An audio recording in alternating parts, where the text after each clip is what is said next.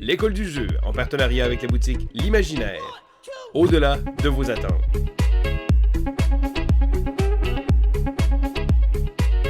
Bonjour mes ciboulettes, c'est Vince de l'école du jeu, j'espère que vous allez bien. Et aujourd'hui, on se retrouve avec les positions 70 à 61 de mon top 100 de tous les temps, des jeux full hot que j'aime trop.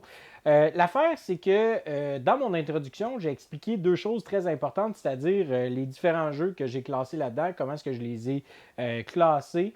Et aussi, en fait, que c'est quelque chose que je mentionne à chaque fois, qui est vraiment importante. Ça date du mois de février 2021 et pour ma santé mentale, physique et spirituelle, j'ai décidé de garder ça tel quel. Donc, il n'y a rien de changé. Malgré toutes les belles découvertes que j'ai faites au fil des derniers mois, j'ai décidé de garder ça intact.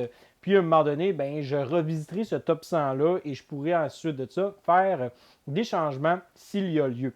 Donc, sans plus attendre, on commence avec la position 70 qui se trouve à être Era, l'âge médiéval de Medieval Age. Ce que j'apprécie beaucoup, en fait, c'est le principe de nourrir ses ouvriers. Puis ça, c'est quelque chose qui m'interpelle beaucoup. Le fait qu'il faut considérer cette espèce de petite portion de gestion-là. Parce que c'est bien beau avoir plusieurs ouvriers, c'est bien beau avoir plein de dés, comme dans Era, par exemple. Mais il faut quand même s'assurer qu'ils puissent bien se nourrir. Et j'aime le fait qu'on peut aller jouer dans les plates-bandes des adversaires, et c'est le cas de le dire, parce qu'on peut aller placer en fait des espèces de terres sèches là, qui font mal dans le fond. Et j'aime bien le côté tactile, honnêtement. J'ai été agréablement surpris de me retrouver à avoir du plaisir à positionner ces différents petits buildings-là sur mon plateau. J'aime énormément tout le système de gestion, le fait qu'on puisse relancer nos dés, etc., etc. Donc, c'est vraiment un jeu que je trouve le fun, je trouve vraiment intéressant, puis qui se rejoue bien. Et qui se joue bien justement à plusieurs joueurs. Habituellement, ce genre de jeu-là, plus euro, gestion de ressources, d'entrée, je vais dire entrée de gamme, là, au sens où est-ce que c'est pas péjoratif, c'est un très très bon jeu à présenter à des gens qui ne jouent pas beaucoup aux jeux de société. Mais ce que j'aime beaucoup en fait de Hera, c'est le fait que justement, on a le petit côté, il peut avoir un petit côté punitif si on gère pas bien nos choses. Puis moi, j'apprécie ça, le fait qu'un jeu te dise pas tout le temps, hey, récompense, récompense, récompense. Dans la vie, il y a des punitions aussi quand tu fais mal les choses. Et Hera te le rappelle très bien. Puis c'est pour ça qu'il est en numéro 70. C'est pas un jeu gestion de ressources comme les autres, selon moi. Et un autre qui n'est pas comme les autres, mais qui est une belle pantoufle, selon moi, tellement confortable. Il s'agit de mon numéro 69, London Second Edition. Ce que j'apprécie beaucoup de London Second Edition, c'est le fait que justement, on doit générer des cubes de pauvreté et on doit être à l'affût de ce que nos adversaires vont faire, puisque si on en accumule trop, on perd énormément de points. Ce qui m'arrive tout le temps avec Nancy, ma femme est incroyablement bonne pour gérer les cubes de pauvreté. C'est pour ça qu'elle gère nos finances personnelles. Mais blague à part, c'est un jeu que j'aime énormément, principalement aussi à cause le fait que notre tableau, le tableau que l'on construit devant soi est toujours en changement, toujours en évolution, puis on doit toujours s'adapter en fait aux cartes qui se présentent devant soi sur le plateau d'achat. On doit gérer aussi, bien gérer son argent. Donc, il y a vraiment plein de beaux aspects à ce jeu-là. Et surtout, c'est le fait qu'on se retrouve devant un jeu qui est vraiment pantoufle, comme je l'ai mentionné. Il n'y a rien d'extravagant, il n'y a rien qui fait « Oh wow, on n'a jamais vu ça auparavant ». Non, non, c'est plein de petits éléments qui sont rapatriés ensemble et qui forment un jeu qui cause une espèce de réconfort chez moi. C'est le fun d'aller accumuler des cartes, de les placer devant soi, jusqu'à temps qu'on arrive en fin de partie puis que tu te fasses donner une grosse claque en arrière de la tête à cause que tu as accumulé trop de cubes de pauvreté. Mais ça, c'est une autre histoire. C'est pas la destination qui compte, c'est bien le voyage, n'est-ce pas? Et c'est pour ça que London, j'apprécie beaucoup la petite escapade euro gestion de ressources que London Second Edition nous offre. En position 68, on se retrouve avec Terraforming Mars. Donc, Terraforming Mars, si vous ne connaissez pas ça, sortez dans toute votre roche. Non, mais blague à part, c'est un jeu qui est hyper populaire. Là. C'est devenu un classique très rapidement. C'est un jeu que j'apprécie beaucoup, même dans sa forme de base, probablement davantage dans sa forme de base, puisque je trouve que là, on est rendu un petit peu à avoir ajouté des énièmes extensions, alors qu'au final, ben, le jeu de base est satisfaisant, puis est vraiment, vraiment plaisant. J'en ai quelques-unes là, que j'ai rajoutées là, parce que ça se joue bien, ça s'intègre bien avec le reste du jeu. Mais là, à un moment donné, là, il y en a eu trop, là, puis là, il y a comme une folie de tout ça. Moi, j'embarque pas là-dedans. J'embarque pour Terraforming Mars, une bonne petite partie de ça. C'est toujours plaisant. J'aime le côté qu'on construit notre engin et que tranquillement, on commence à voir en fait cet engin-là évoluer, prendre forme et à la fin de la partie, ben, voir toutes les cartes que l'on a ajoutées devant soi, le plateau avec les différentes villes, les différentes tuiles que l'on a posées qui nous appartiennent. Donc, j'aime beaucoup le décompte des points en fin de partie parce qu'on est comme une petite excitation, là, toujours. Ouh, combien de points j'ai fait pour mes forêts, on ne le sait pas. C'est pour ça que Terraforming Mars, j'aime ça y jouer aussi à 2 parce que c'est rapide. À 4 et à 5 joueurs, je trouve que le jeu commence à reprendre un peu un rythme qui est lent, qui devient lourd à la limite parce que tout le monde commence à regarder leurs cartes. Puis là, c'est long, là, joue ton tour, là, merci, bonsoir, réfléchis à ton tour, mais là, non, tu viens de faire ça. Joue ton tour, c'est tout. Puis c'est pour ça que j'aime ça, y jouer en duel là, avec Nancy à Terraforming Mars. Par contre, c'est un jeu qui est long, mais le temps passe tellement vite en jouant à ce jeu-là. Donc, moi, je l'aime beaucoup, Terraforming Mars, somme toute. À 2 et à 3 joueurs, à 4 joueurs, ça dépend. Il faut que tu sois agréable pour que je veuille jouer avec toi. Ça, c'est pas mal en général. Non, blague à part, je passe à mon numéro 67, pardon, avant de dire quoi que ce soit d'autre. Il s'agit de Grand Austria Hotel, qui est un grand classique pour moi et Nancy, puisque c'est un des premiers jeux que l'on a joué là, en malade, en couple. Je parlais tantôt de Terraforming Mars, qui est bon à 2 joueurs, Grand Austria Hotel, 2-3 joueurs, excellent, 4 joueurs, oublie ça. Mais j'aime le placement de dés. J'aime le fait qu'il faut bien gérer le hasard qui est présent, qui est omniprésent dans le jeu continuellement. Le fait aussi qu'on voit tranquillement en fait ces différentes cartes-là avec différentes habiletés, puis qu'on s'en va sélectionner ces cartes-là et qu'on va les combiner ensemble pour être capable de faire tout le temps une espèce de petite réaction en chaîne. Et c'est ça qui est le fun de ce jeu-là, c'est pas qu'on fait une grosse réaction en chaîne, c'est qu'on en fait plusieurs petites qui sont toujours satisfaisantes. Et le fait que le jeu soit si serré, que les ressources sont tight, que le plateau soit tight, qu'on soit toujours un petit peu serré à la gorge, j'aime ça parce que justement, ça nous récompense quand on joue bien. Puis quand on joue pas super bien, ben le jeu nous donne une petite tape sur l'épaule et nous dit c'est pas grave, je suis dans ton étagère, ressors-moi, ça va me faire plaisir de rejouer avec toi. Allez, viens dans mon hôtel. C'est ça que Grand Austria vous dit. Numéro 66, et il aurait été définitivement plus haut si j'y avais joué davantage. Il s'agit de Tragedy Looper. Et là, d'entrée de jeu, je comprends pas pourquoi est-ce que ce jeu-là se retrouve souvent dans des listes de jeux usagés à vendre à 15-20 $ puis qui se vend pas. Si vous aimez les jeux de déduction, allez vous chercher ça. C'est écœurant comme jeu. Le système, le pensée est incroyable. C'est un joueur contre tous. Et le joueur, c'est un peu une espèce de mégamane. Il sait tout ce qui va se passer. Et les joueurs, en fait, doivent essayer de déduire tranquillement les différents événements à éviter. Parce que si, admettons, on crée un événement, ben on recommence en fait. Mais ça fait partie, c'est pas comme dans, mettons, Time Stories, où est-ce que, bon, tu te retrouves avec, bon, on en reprend 2 heures de temps. Non, c'est vraiment un jeu où est-ce qu'on va avoir un certain nombre d'essais. Et là, on va positionner nos personnages, on va interagir avec les autres personnages sur le plateau.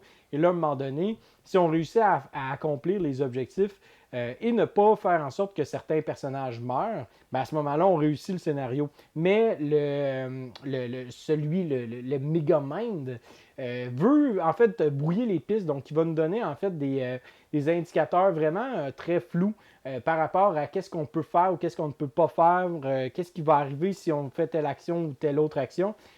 Et il y a plein de scénarios, puis c'est vraiment, vraiment hot. C'est juste qu'il faut s'asseoir puis prendre le temps de bien saisir parce que c'est pas un jeu qui est accessible dès sa première partie, mais c'est un jeu qui est incroyable, qui est flabbergastant. Comme j'ai dit, je comprends pas pourquoi est-ce que ce jeu-là se retrouve dans les ventes usagées à des prix ridiculement bas et qui ne se vend pas. C'est un jeu extraordinaire, là, Tragedy Looper. Un autre jeu extraordinaire, ils sont tous extraordinaires, mais celui-là est vraiment bon, le numéro 65, The Great Zimbabwe. Et lui aussi se retrouverait probablement plus haut si j'avais joué davantage physiquement, parce que j'ai joué énormément à The Great Zimbabwe en ligne. C'est un jeu de notre chère compagnie Splatterspellen, qui vont toujours faire des jeux plutôt des fois laids, mais qui vont avoir une profondeur stratégique incroyable. Et Great Zimbabwe n'en fait pas exception. Great Zimbabwe, dans le fond, c'est un jeu de placement de tuiles où est-ce qu'on va avoir un plateau commun. Et ces tuiles-là qu'on va placer vont nous permettre de pouvoir créer des biens que les joueurs peuvent amener à leur monument. Donc, quand je positionne ils appellent ça des sculpteurs, entre guillemets, des artistes. Donc, quand je positionne ça sur le plateau, tout le monde peut l'utiliser. La seule affaire, c'est que moi, je vais récupérer les ressources qui ont été placées dessus, qui sont des vaches, des bœufs que je ramasse. Et là, c'est ça l'espèce de currency, donc la monnaie du jeu. Donc, plus que j'en ai sur le plateau, plus que je peux avoir de la monnaie pour être capable de pouvoir faire davantage de choses pendant mon tour, faire grandir mes monuments. Plus mes monuments sont grands, plus ils me rapportent de points. Et un principe très, très, très hot, vraiment, vraiment le fun, c'est qu'on a tous un seuil de points de victoire à atteindre. Et dépendamment de ce qu'on va rajouter dans notre jeu, donc il y a des cartes dieux qui vont nous permettre d'avoir un super pouvoir ou encore des cartes, dans le fond, de spécialistes qui vont nous donner un autre super pouvoir, notre nombre de points de victoire va augmenter. Donc, notre seuil est plus difficile à aller chercher si on a des cartes qui sont super fortes. Et si on a plein de sculpteurs, des artistes sur le plateau, ça augmente aussi ça. Mais bref, donc c'est tout le temps une espèce de jauge. Ouais, jusqu'à quel point que je vais aller chercher des cartes fortes au détriment de peut-être avoir plus à faire pendant la partie qu'un autre joueur. Donc, tout cet élément-là est super intéressant.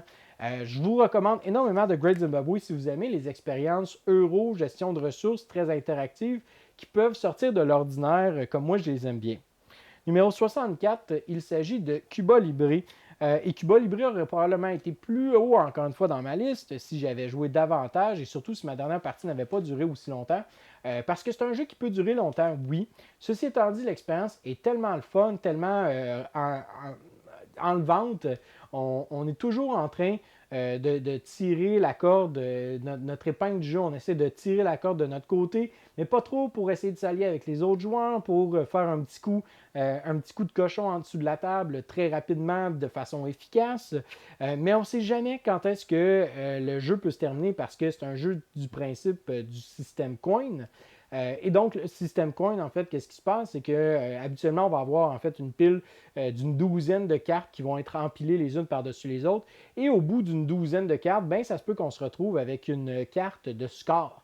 Et si un joueur, lorsque cette carte-là est pigée, il a atteint sa condition de victoire, la personne gagne automatiquement. Autrement, on fait un petit reset et on recommence à nouveau. Maintenant, ces cartes de score-là et la manière que les joueurs vont gagner sont complètement différentes les unes des autres. Donc, c'est ce qui a un peu influencé le système coin, c'est ce qui a influencé Root à prendre naissance. Mais Cuba Libre puis les autres jeux de coin vont prendre plus des éléments, des éléments historiques, des situations historiques là, pour créer cette espèce de différence-là entre les différentes factions. Alors que Root, c'est fantastique, c'est ça. C'est très fantastique. Mais Cuba Libre, c'est vraiment, vraiment un très bon jeu. Un point tel que j'ai vendu j'ai vendu mon stock de Root pour garder Cuba Libre. On me proposerait de sortir Cuba Libre. Root, je sortirais définitivement Cuba Libre avant. Surtout à 4 joueurs, là, parce que c'est tellement bon. C'est super fluide. Un excellent jeu Cuba Libre. Allez voir la série des jeux coins si ça vous intéresse aussi d'avoir des jeux de territoire crème de la crème, je vais le dire comme ça. Mais je continue avec ma position 63. Il s'agit de Forged in Steel, un jeu très méconnu, trop méconnu pour la qualité de gameplay qu'il y a derrière ce jeu-là. Wow, c'est vraiment un jeu extraordinaire. un jeu dans lequel on mixe en fait un principe de contrôle de territoire où est-ce que les joueurs peuvent acquérir des espèces de bonus qui vont être assignés par le maire de la ville, je vais le dire comme ça. Mais aussi un principe où est-ce qu'on va construire nos usines, on va construire en fait dans différentes sections du plateau et bien évidemment, on va se faire plein de coups fourrés. Puis on va jouer des cartes. Ces cartes-là vont nous permettre d'avoir un avantage ou d'aller casser les deux jambes à nos adversaires. C'est vraiment le fun. Un beau mix entre le jeu Euro et le jeu Ameritrash. C'est Take That, mais en même temps, c'est sublime. C'est vraiment, vraiment bon comme jeu. Si vous aimez Twilight Struggle, par exemple, ben allez voir ça. Allez vous informer sur Forge and Steel parce que le système de principe de cartes y est présent. Si vous aimez Tammany Hall, qui est un jeu de contrôle de territoire, allez voir ça. Et si vous aimez les jeux de Take That, là, des bons petits coups fourrés de « Oh, tu me fais mal, puis ça me gosse ben allez voir Forge and Steel, c'est super bon comme jeu. Une expérience très agréable, même si à la fin, tu te sers les dents, tu fais comme « T'as bien joué, toi, t'es vraiment, vraiment bon. » Un jeu plus agréable et plus léger, il s'agit de Decrypto, qui est mon numéro 62. Donc Decrypto, je ne saurais pas quoi vous dire d'autre que allez voir la vidéo que j'ai faite par rapport à Decrypto. Sinon, Decrypto, quoi dire, c'est un jeu qui a été produit par un Québécois et c'est un excellent jeu, vraiment, vraiment bon, qui est incroyable au niveau de comment faire lever un party entre joueurs qui veulent avoir un petit jeu de party, là, mais en même temps être capable de bien réfléchir. Decrypto, là, c'est vraiment, vraiment un superbe jeu pour ça. Sinon, j'aime le principe aussi que, dans le fond, on pratique beaucoup la langue française, le vocabulaire, les champs lexicaux, tout en étant le plus subtil possible. Donc, aller chercher les doubles sens, aller chercher le petit côté, en fait, des mots que l'on veut faire devenir, qu'on n'avait pas pensé au préalable, et de devoir se mettre dans la peau des autres, c'est-à-dire non seulement dans la peau de mes comparses, mais aussi dans la peau de mes adversaires, de me dire, ça fait comme 3-4 fois que je parle de bière, puis de blé, puis d'orge, puis de malt, il faudrait peut-être que je change un petit peu là, mon champ lexical pour parler d'alcool, par exemple. Donc, tout ça, c'est vraiment intéressant. J'aime énormément ce jeu-là, des cryptos. Là, c'est un de mes jeux de party préférés. Et sinon, le numéro 61, c'est un jeu peu connu qui a été boudé à cause de son livre des règles, Alexandria. C'est vraiment un jeu qui a été boudé parce que le livre des règles n'est pas super bien clair, pas super bien écrit, mais au-delà de ça, il te donne aucunement le feeling, l'espèce d'ambiance générale que le jeu veut proposer. Et honnêtement, moi, ma première partie, j'ai été vraiment contre mon gré. J'ai fait un regarde, je voulais faire plaisir à un ami. C'est beau, regarde, on va jouer là, à ton jeu plate là, d'Alexandria. Et finalement, j'ai capoté ma vie. J'ai trippé solide parce que j'ai bien saisi en fait qu'est-ce qui était proposé par l'auteur. Et c'est un jeu qui est super diversifié en fait dans son interaction, dans sa manière d'interagir avec les autres joueurs. Je trouve ça plate parce que c'est un jeu qui mériterait d'avoir plusieurs autres personnages parce que grosso modo, on est dans la librairie d'Alexandrie, elle est en train de brûler et vite, il faut se sauver, mais on va faire quelques points de victoire puis on va les faire de différentes manières. Il y a un système à la Tokaido où est-ce que les cartes puis les trucs qu'on va faire vont nous coûter du temps et le joueur qui joue est toujours celui qui a encore le plus de temps à son actif. On a vraiment une richesse, une variété au niveau de la symétrie. Là. C'est vraiment, vraiment bon ce jeu-là, Alexandria. Puis je trouve ça plate qui a été autant boudé. Je trouve ça plate qui n'est pas disponible en français parce que c'est un jeu qui est vraiment, vraiment renversant. Et si seulement la production avait été un petit peu meilleure au niveau du rulebook, au niveau de l'espèce de propagande autour de ce jeu-là, je vais le dire de même. Je pense que ça aurait été vraiment un meilleur, une belle... il y aurait eu plus d'attention et ça aurait été mérité somme toute. Donc, c'est ce qui conclut mon top 70 à 61. On va se revoir la prochaine fois et merci à nos Patreons qui nous ont supporté pour qu'on puisse arriver à débloquer ce goal-là, ce but-là, cet objectif que je fasse mon top 100.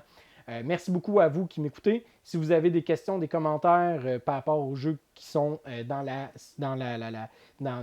liste que je viens de mentionner, ben, laissez-moi les dans les commentaires. N'hésitez vraiment pas. Ça va me faire un grand plaisir. Sinon, ben, abonnez-vous à notre chaîne, likez-nous sur Facebook, suivez-nous sur Instagram, laissez un petit thumbs up si vous avez apprécié la vidéo. Si vous n'avez pas apprécié la vidéo, laissez-moi un commentaire. J'ai toujours place à l'amélioration, c'est sûr et certain. Alors, merci beaucoup de m'avoir écouté et je vous souhaite à vous et vos amis un bon jouage.